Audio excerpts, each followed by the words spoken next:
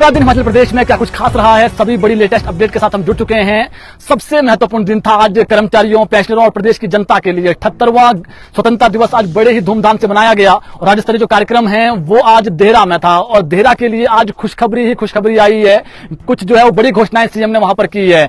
जो कर्मचारी कुछ ना कुछ मायूस नजर आ रहे हैं क्योंकि डीए और एरियर उनको नहीं मिला है, इस बीच एक अच्छी खबर इनके लिए भी है, वो भी आपको बताएंगे कब इनको डीए एरियर मिलेगा और आज इनके लिए अनाउंसमेंट क्यों नहीं हो पाई वो आपको बताएंगे। सीएम सुक्खू अभी 2 दिन जो है वो हमीरपुर में ही रहेंगे। कल भी जो हमीरपुर जिला है उसको बड़ी सौगात सीएम सुक्खू देने वाले हैं। इसके अलावा प्रधानमंत्री नरेंद्र मोदी, गृह मंत्री अमित शाह को निमंत्रण भेजा गया है डिप्टी सीएम द्वारा कि आप अब हिमाचल आइए और क्यों निमंत्रण दिया है वो भी आपको बताएंगे।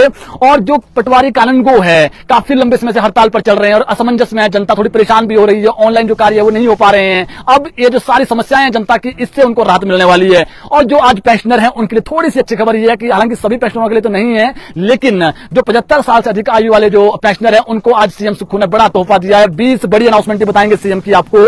और जो पीएचडी तक फ्री शिक्षा और 1000 रुपए पर मंथ किसको मिलने वाला है वो भी आपको बताएंगे। शुरुआत करते हैं सबसे बड़ी अपडेट के साथ। सीएम सुक्खू ने आज राज्य स्तरीय कार्यक्रम में देहरा में बड़ी बड़ी अनाउंसमेंट की है। सबसे बड़ी जो अनाउंसमेंट है, जितने भी पेंशनर प्रदेश के अंदर है 75 साल से अधिक आयु वाले, अब देखिए इनको सीएम ने कह दिया है कि आपको हम एक मुश्त एरियर देंगे। तो ये जो असमंजस में थे कि कब किस्तों में आएगा, कितने किस्तों में आएगा, हजारों करोड़ जो है वो अभी भी कर्मचारियों का पेंशन, जो कर्मचारी है, जो पेंशनर है उनका एरियर बचता है, वो कैसे मिलेगा। तो जो पेंशनर है 75 साल से अधिक आयु वाले उनको एक मुश्त मिलेगा। ये आज सीएम ने बड़ी अनाउंसमेंट की है। तो ये मान के चलिए पहले चरण में 75 साल से बड़ी जो अधिक आयु वाले हैं उनको एरियर मिलने वाला है। अब बात करते हैं कर्मचारियों की।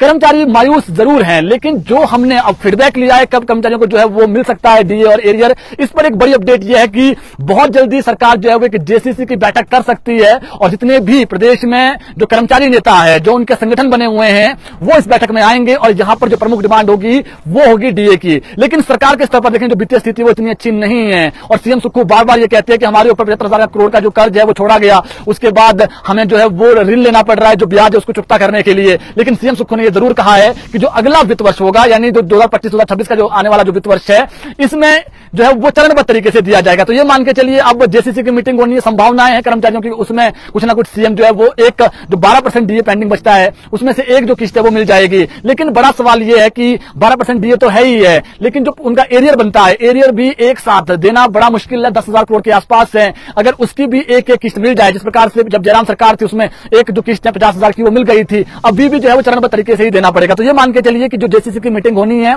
इसमें जो हमारी बातचीत हुई है कर्मचारी नेता प्रदीप ठाकुर से, उनका भी यही कहना है कि अब जो हमें उम्मीद है वो जेसीसी की मीटिंग में है और हमने सरकार को यह भी जो है प्रस्ताव दिया कि आप जल्द जेसीसी की बैठक बुलाएं, जो हमारी समस्याएं हैं उसको सुना जाए। तो जेसीसी की बैठक से कुछ अच्छा इनके लिए हो सकता है, लेकिन सरकार के स्तर पर देखें जो चाहे वो चीफ सेक्रेटरी हो, जितने भी फाइनेंस के सेक्रेटरीज हैं या फिर सरकार के लेवल पर जितने भी मिनिस्टर्स हैं, सीएम हैं, उनका यही कहना है कि वित्तीय स्थिति अभी ठीक नहीं है उस हिसाब से जिस तरीके से होनी चाहिए। लेकिन यह जरूर है कि 2025 में जो अब आने वाला जो वित्तीय वर्ष है उसमें अभी पेंशनरों का एक 75 साल से अधिक आयु वाला का किया है, इसके बाद जो कर्मचारी है उनको हम चरणबद्ध तरीके से एरियर भी देंगे और डीए भी देंगे। तो ये चीज हो गई जी। इसमें जो 30,000 से अधिक पेंशनर हैं 75 साल से अधिक आयु वाले, उनको वो जो है वो लाभान्वित होंगे जितने भी ऊपर बनते हैं। इसके अलावा अब 2016 से जो नया वेतनमान है वो तो मिल गया है, लेकिन जो उसका एरियर है वो नहीं मिला है, उसको हमने बता दिया है 25 का। अब 15 अप्रैल, अब आपको मालूम है 15 अप्रैल कार्यक्रम होना है, उसमें अनाउंसमेंट होनी है, लेकिन उससे पहले जेसीसी की मीटिंग हो सकती है, उसमें कुछ बड़ी अनाउंसमेंट हो सकती है। और सीएम ने आज एक बड़ी अनाउंसमेंट की है कि प्रदेश में ग्रीन पंचायत के तहत 10 विधानसभा की कई पंचायतें हैं जहां पर हम 500 किलोवाट का सौर बिजली प्रोजेक्ट लगाएंगे। यानी अब ग्रामीण स्तर पर जो पंचायतें हैं वहां पर बिजली उत्पन्न की जाएगी, जो बिजली प्रोजेक्ट है वो लगाए जाएंगे, सौर बिजली प्रोजेक्ट, और वहां पर उसी बिजली को जो है वो फिर जनता को वहां पर गांव पर ही मिलेंगी और इसके लिए जो जमीन है वो लोग अपनी दे सकते हैं। ये पहले भी जो है वो एक जब बजट भाषण सीएम का हुआ था उसमें उन्होंने कहा था, लेकिन आज सीएम ने बड़ी अनाउंसमेंट की, इसको हम बहुत जल्दी पहले चरण में 10 विधानसभा क्षेत्रों में शुरू करने जा रहे हैं। तो ये हो गया जी एक बहुत महत्वपूर्ण अपडेट ये भी था। और आज देहरा के लिए तो खुशखबरी थी, कई जो है वो नए उद्घाटन हुए हैं, कई शिलान्यास हुए हैं देहरा में। जो वहां की मौजूदा विधायक है, जो नवनियुक्त विधायक है कमलेश ठाकुर, वो भी मौजूद थी। और देहरा में अधीक्षण अभियंता इलेक्ट्रिसिटी का जो कार्यालय है उसको खोलने की अनाउंसमेंट आज सीएम ने की है, यानी ये कार्यालय वहां पर बहुत जल्दी खुलेगा। और सीएम ने अधीक्षण अभियंता जल शक्ति का जो विभाग का जो कार्यालय है वो खोलने को आज हरी झंडी दी है और ब्लॉक मेडिकल ऑफिस यानी बीएमओ जो ऑफिस है वो भी खुलेगा। तो आज का दिन जो देहरा की जनता है उनके लिए बहुत अच्छा रहा है। और दूसरा सबसे बड़ी अनाउंसमेंट जो देहरा के लिए आज हुई है, जो पोंग विस्थापित है उनको राज्य सरकार मालिकाना हक देगी। जितने भी उनके पेंडिंग इश्यू चल रहे हैं, कोई भी इश्यू चल रहे हैं, सीएम ने यह कहा है कि अगर कानून बदलना पड़े, इनको हक देने के लिए, तो सरकार वो भी बदलेगी। तो ये मान के चलिए इनको भी मालिकाना हक मिलने वाला है। इसके अलावा सीएम ने आज बड़ी अनाउंसमेंट ये भी की है कि हम जो हमने वायदा किया है, थोड़ा हम डिले जरूर हुए हैं, हम एक एक जो गारंटी है वो पूरी कर रहे हैं और हमारी कुछ गारंटीज पूरी हो गई है जो हमने चुनाव में की थी जनता को। कुछ गारंटीज अभी भी हमारे पास 3-3.5 साल बचे हैं, उसमें पूरी करेंगे। सीएम ने यह भी कहा है कि 20 महीने के अंदर हमने 31,000 लोगों को रोजगार दिया है, जबकि भाजपा ने केवल और केवल जो है वो 5 साल में 20,000 लोगों को रोजगार दिया, ये उन्होंने कहा है। तो रोजगार को लेकर के भी आज सीएम ने बात छेड़ी अपने संबोधन में, जब वो देहरा में जनता को संबोधित कर रहे थे। और 16 जो हेलीपोर्ट हैं वो बनाए जा रहे हैं ताकि जो है वो कांगड़ा को विकसित किया जा रहा है राजधानी के रूप में, जो पर्यटन राजधानी उसके रूप में। और सीएम ने यह भी कहा कि 153 करोड़ रुपए जो हमने एमआईएस के तहत, चाहे वो नींबू हो, सेब हो, उसका जो समर्थन मूल्य है वो भी हमारी सरकार ने बढ़ाया है। पिछला जो पेंडिंग था वो भी हमने दे दिया है।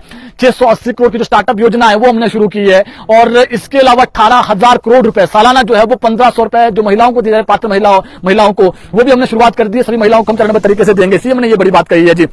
इसके अलावा जो अभी प्रदेश में आपदा 31 जुलाई की रात को जो उसमें प्रभावित हुए हैं लोग, सीएम ने कहा है कि 50,000 रुपए गैस चूल्हा, ग्रामीण क्षेत्रों में 5,000 रुपए किराए पर अभी फिलहाल, और 10,000 रुपए शहरों में दिए जा रहे हैं इनको। लेकिन जैसे ही अभी, क्योंकि अभी आपको मालूम है अगस्त का महीना है, सितंबर माह में भी जो है प्रदेश में मानसून रहता है, तो टोटल जब मानसून की विदाई हो जाएगी उसके बाद इन परिवारों को, जो लोग बेघर हैं, अभी भी इनके लिए जो है वो हमने व्यवस्था कर दी है, कहां रखना है, क्या करना है। लेकिन उसके बाद जो इनका घर बनना है, क्योंकि अभी जो रूल्स है उस हिसाब से 1,10,000 रुपए ही मिल सकते हैं, जो केंद्र सरकार के हिसाब से, प्रदेश सरकार के हिसाब से जो इनको मिलता है घर बनाने के लिए, जिनका सब कुछ तबाह हो जाता है। लेकिन सीएम ने बड़ी अनाउंसमेंट की है कि इनके लिए भी हम स्पेशल राहत पैकेज लाएंगे, तो इनको घर बनाने के लिए उम्मीद है कि और अच्छा पैसा इनको भी मिल सकता है। सीएम ने एक चीज और कही कि जो हम कठोर फैसले ले रहे हैं, और उसके पीछे की वजह ये नहीं है, हम नहीं ले रहे हैं क्योंकि जो पिछली सरकार थी, ये उन्होंने आरोप लगाया है कि जो बिजली बिल हैं, जो साधन संपन्न लोग थे, वो जो लोग दे सकते थे बिजली बिल, उन पर उनका जो बिल है वो जीरो कर दिया। जो लोग दे सकते थे पानी का बिल, उनका भी जीरो कर दिया गया है बिल। और इस पर सरकार को बिजली बिल पर सालाना 780 करोड़ रुपए जो है वो अतिरिक्त खर्च आ रहा था, जो कह सकते हैं खजाने से जा रहा सरकार के। और जो मुफ्त पानी है, जो लोग दे सकते थे बिल, उनका भी 300 करोड़ के आसपास आ रहा है। तो हम चाहते हैं कि ऐसे लोगों को जो है वो फ्री में पानी मिले, जो लोग नीडी है, जो लोग दे सकते हैं, इनकम टैक्स वाले लोग हैं, उनके लिए हमने निर्णय लिया है। और कठोर फैसले लेने के पीछे का जो मकसद है वो यही है कि हिमाचल जो है वो ऋण ही लेता ना रहे, अपने पांव पर खड़ा हो, ये सीएम ने आज कहा है। और सीएम ने यह भी कहा है कि 4 महीने हमारे उपचुनाव के चक्कर में चले गए, और इसकी वजह भी उन्होंने जो है विपक्ष को दिया कि विपक्ष की वजह से जो है वो उपचुनाव हुए। अगर विपक्ष जो है वो इस तरीके की स्थिति उत्पन्न नहीं करता, हमारी सरकार को अस्थिर करने की कोशिश की गई, लेकिन जनता ने धनबल को हराया, ये आज सीएम ने आरोप लगाया है विपक्ष की पार्टी पर। इसके अलावा एक और बड़ी अनाउंसमेंट हुई है जो आज सीएम ने की है। जितनी प्रदेश में विधवा महिलाएं हैं, तलाकशुदा महिलाएं हैं, निराश्रित लोग हैं, इसके अलावा जो अक्षम माता पिता है, इन सभी के जितने भी बच्चे हैं 18 साल तक, सभी बच्चों को पर मंथ 1,000 रुपए, इन सभी के 1,000 रुपए सरकार देगी। दूसरा, पीएचडी तक की पढ़ाई सरकार फ्री में करवाएगी। तीसरा, जो पीजीज हैं, पीजीज में जो है वो 3,000 रुपए, अगर गवर्नमेंट का है तो वहां पर फ्री होता, आपको मालूम है, वहां पर कोई इनसे पैसा नहीं ले जाएगा। अगर नहीं भी फ्री है, कहीं पर लेना चाह रहा है बच्चा, उसके लिए सरकार 3,000 रुपए पर मंथ देगी। ये भी आज बड़ी वो चीज कही है। सीएम ने आज अपना खाका भी रखा है कि सरकार ने अभी तक जो 1.5 साल हुआ है, पिछले 1 साल में जो राजस्व प्राप्त हुआ है, जो अतिरिक्त राजस्व है, जो एक राजस्व जो होता ही है, एक जो सीएम ने कहा है कि हमने 2,200 करोड़ का जो राजस्व है वो 1 साल में अर्जित किया है एक्स्ट्रा, जो हमने इनकम सोर्सेज जनरेट किए हैं। सीएम ने आज ये खाका भी जो है वो जब अपना भाषण दे रहे थे उनके सामने रखा।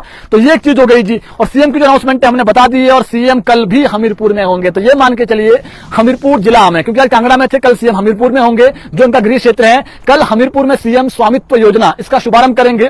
परसों भी सीएम हमीरपुर में है, नादौन में है, और वहां पर जो इंडोर स्टेडियम है उसका सीएम शिलान्यास करेंगे। तो ये हो गया जी, यानी कल और परसों सीएम शिमला में नहीं है और हमीरपुर में ही रहेंगे, और वहां पर जो बड़ी योजनाएं हैं उनके शिलान्यास और उद्घाटन, शिलान्यास जो है वो करेंगे, शुभारंभ भी करेंगे योजना का। और संभावनाएं हैं जो अभी तक हमारे पास सूचना पहुंची है कि सीएम दिल्ली भी जा सकते हैं। और दिल्ली जाने के पीछे का जो मकसद है, केंद्रीय मंत्री से मुलाकात, कुछ आर्थिक सहायता मिल जाए प्रदेश को। और दूसरा, प्रदेश में अभी भी जो चीफ व्हिप है, चेयरमैन है और वाइस चेयरमैन है वो नहीं लगाए गए हैं। तो सरकार में नई ताजपोशियां भी होनी है। फिलहाल एक मंत्री पद भी खाली चल रहा है, और जब तक सीपीएस का फैसला नहीं आता है तब तक मंत्री तो जो है वो अभी कोई नहीं नया बनता हुआ नजर नहीं आ रहा है। वेट किया जा रहा है कि क्या फैसला आता है हाईकोर्ट से। लेकिन जो चेयरमैन है, वाइस चेयरमैन है, क्योंकि बार बार जो प्रदेश अध्यक्ष प्रतिभा सिंह वो सवाल उठा रही है कि ऐसे लोगों को तवज्जो मिलने चाहिए जिन्होंने काम किया है, तो इस पर भी अब सरकार आगे बढ़ रही है। और जो केंद्रीय हाईकमान है कांग्रेस का वो देख रहा है। तो ताजपोशियों का जो दौर है वो भी प्रदेश में अब शुरू होगा, चेयरमैन वाइस चेयरमैन का। तो सीएम दिल्ली जाने के अभी जो है टेंटेटिव बन रहा है शेड्यूल, अभी 2 दिन तो वो हमीरपुर में ही, उसके बाद जा सकते हैं सीएम दिल्ली भी। और एक चीज और बता दें आपको, 27 तारीख से फिर आपको पता है विधानसभा का मानसून सत्र शुरू हो रहा है, तो फिर सीएम को वापसी आना पड़ेगा। और इस बार सबसे अच्छी चीज है कि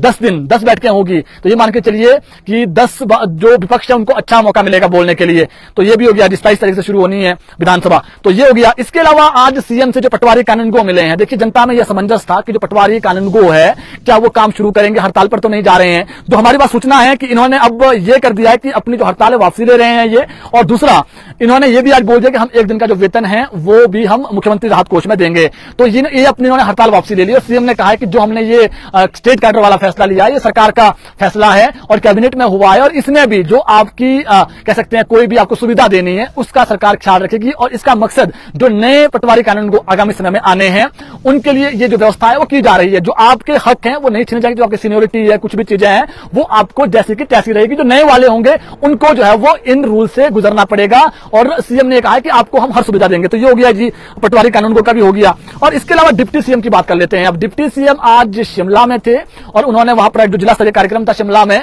वहां पर थे, और आज जो डिप्टी सीएम उन्होंने बड़ी बात कही है कि जो प्रधानमंत्री नरेंद्र मोदी को उन्होंने निमंत्रण दिया है, मंच से ही निमंत्रण दिया उन्होंने, मीडिया में भी उन्होंने कहा है, जो प्रधानमंत्री नरेंद्र मोदी या गृह मंत्री अमित शाह है, देश की जो वित्त मंत्री है निर्मला सीतारमण, उनको उन्होंने ये कहा है कि आपको हिमाचल आना चाहिए। और क्या यहां पर सच में नुकसान हुआ है? पिछले साल 10,000 करोड़ से अधिक का नुकसान हुआ था, इस बार भी काफी नुकसान हो गया है। जो वित्तीय सहायता मिलनी चाहिए प्रदेश को वो अभी तक नहीं मिल पाई है। ऐसे में निमंत्रण दिया है डिप्टी सीएम ने कि खुद आए पीएम, गृह मंत्री भी आए, निर्मला सीतारमण भी आए जो वित्त मंत्री है केंद्र में, वो देखें कि यहां पर हालात क्या है, क्या सच में केंद्र को प्रदेश सरकार को जरूरत है पैसों की, क्या सच में जो है वो इतना नुकसान हुआ है उसको देख करके जाए। तो ये मान के चलिए कि इन्होंने भी आज ये कहा है कि यहां पर हालात काफी खराब हुए हैं, जो प्रदेश में आपदा आई है, इसलिए जरूरी है कि कुछ ना कुछ जो सहायता है वो दी जाए। तो निमंत्रण दिया गया है। इसके अलावा आज एक इन्होंने और मांग की कि हिमाचल की भी एक अपनी बटालियन होनी चाहिए, केंद्र सरकार इस ओर भी देखें, और इसका जो उन्होंने नाम हिमाचल बटालियन होनी चाहिए ये भी उन्होंने स्थापित करने की मांग उठाई है प्रदेश में आज मंच के जरिए। और 1,000 करोड़ का नुकसान जो है वो अभी तक हो चुका है इस साल की आपदा में, और 200 की मौत हुई है जो आधिकारिक आंकड़ा उन्होंने दिया है आज, और 33 के आसपास लोग लापता है, और समेत से 15 जो डेड बॉडीज है वो बरामद हो गई है। तो ये इन्होंने एक चीज और कही है जी। तो जो बड़ी सूचनाएं थी आप तक हमने पहुंचा दी है, और ताजपोषण का दौर शुरू होगा, और सीएम जो है वो कल और परसों जो है वो नहीं है शिमला में, वो हमीरपुर में ही रहेंगे। इसके अलावा जो 900 पोस्ट कोड 903 और 939 है अब उनका रिजल्ट आएगा चरणबद्ध तरीके से, ये इन प्रोसेस है। और इसमें हमने बता दें आपको सूचना, जारी चयन आयोग के पास पूरी फाइल पहुंच गई है, इनका रिजल्ट भी अब तैयार हो रहा है। जितने जो एफआईआर हुई है, जैसे मान लो 10-12 लोगों पर एफआईआर है, 8-10 लोगों पर, जितने लोगों पर भी एफआईआर है उसका रिजल्ट नहीं आएगा। बाकी जितने भी उसमें कह सकते हैं आप भर्तियां निकली थी जितनी भर्तियां पोस्ट कोड में, उसका रिजल्ट आएगा। तो ये मान के चलिए जो अगला रिजल्ट आना है वो अब इन पोस्ट कोड का आना है। तो ये हो गया है जी पोस्ट कोड रिजल्ट को लेकर के। उसके बाद जो 980 और जो 20 अन्य पोस्ट कोड है वो उसके बाद रिजल्ट आएगा, पहले इनका आना है। तो रिजल्ट को लेकर के स्थिति स्पष्ट है, राज्य चयन आयोग रिजल्ट निकालेगा। जो पुलिस भर्ती है ये लोक सेवा आयोग करवाएगा, इसको लेकर के बहुत जल्दी नोटिफिकेशन होने वाली है। जैसे नोटिफिकेशन होगी आपको बताएंगे। इन प्रोसेस है, पिछली कैबिनेट में इसका फैसला हो गया है, इसमें अब कोई भी चीज नहीं है। इसमें सरकार ने बोल दिया कि इसको देखिए एजेंसी फाइनल नहीं हुई थी, तो एजेंसी फाइनल हो गई है, इसको अब लोक सेवा आयोग करवाएगा। तो ये हो गया है फाइनल। जेबीटी का रिजल्ट भी इन प्रोसेस है, जो रिजल्ट नहीं कहेंगे इसको कहेंगे कि इनको स्टेशन मिलने, रिजल्ट इनका आ गया है, ये इन प्रोसेस है और ये बहुत जल्दी आने की संभावनाएं हैं। एनटीटी भर्ती के लिए इंतजार करना पड़ेगा। एनटीटी भर्ती अब विधानसभा के मॉनसून सत्र के बाद होगी। 1 वर्ष वालों को लिया जाएगा कि नहीं लिया जाएगा, सरकार ने इसमें फैसला लेना है। पहले चरण में 2 साल वाले और जो आंगनबाड़ी महिलाएं इनको तवज्जो मिलेगी। एक पहुंचा दी है। और जो कर्मचारी है डीए एरियर निराश, क्योंकि आज जो सरकार के लेवल बातचीत हुई है, आज डीए की घोषणा इसलिए नहीं हो पाई है, हालांकि सरकार ने अप्लाई भी किया था 1,000 करोड़ के लोन के लिए, लेकिन जो है लोन 500 करोड़ का ही मिला है। और अभी जो हमारे पास सूचना है कि अब जो नया वित्तीय वर्ष आएगा उसमें कर्मचारियों को डीए भी दिया जाएगा और एरियर भी जो है वो दिया जाएगा। लेकिन संभावनाएं ये भी है कि जेसीसी की बैठक बहुत जल्दी होगी कर्मचारियों की। इसमें जो कर्मचारी नेता है अलग अलग, चाहे वो जो भी है, हालांकि गुट कहा जाता है उनको, लेकिन ये कर्मचारी नेता ही है जो अपनी मांगे रखते हैं। तो ये जो जेसीसी बैठक है ये बहुत जल्दी सीएम के साथ होनी है, और इस जेसीसी की बैठक में कर्मचारी जो है वो अपनी डीए की मांग करेंगे। और एरियर सीएम सुक्खू ने कह दिया है आज कि हम जो नया वित्त वर्ष है उसमें एरियर कर्मचारियों का चरणबद्ध तरीके से देंगे। बाकी जो 75 साल से अधिक आयु वाले जितने भी पेंशनर हैं उनको एक मुश्त एरियर मिलेगा। इस सीएम ने अनाउंसमेंट कर दिया, इसी वित्तीय वर्ष में ये मिलना है जी। तो ये जो हमारे पास सूचनाएं थी आप तक पहुंचा दी है। और बाकी जो कुछ एक जो है वो और भी मुद्दे हैं, चाहे वो आप स्कूल कॉलेज लेवल पे स्कूलों को लेकर के, जो कॉलेजों को मर्ज करने को लेकर के, वो इन प्रोसेस है मैटर।